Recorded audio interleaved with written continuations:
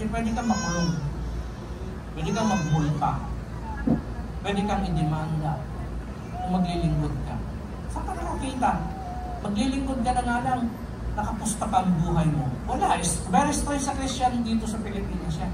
Pero sa mga neighboring Asian natin, ganyan. Ganyan ang mga pangyayari. Ganyan ang sitwasyon.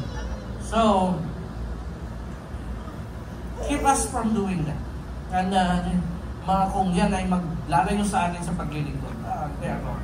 We are in the business of bringing souls to Jesus Christ.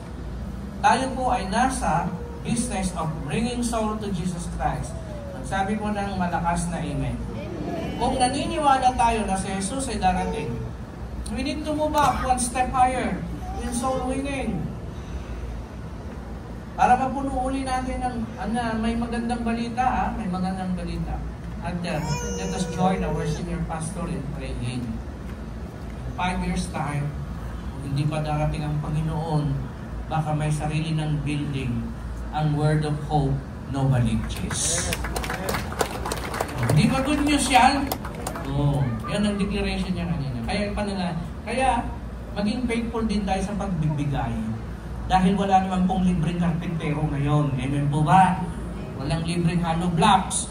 Walang libreng simento sa kabakal. Okay? So, siguro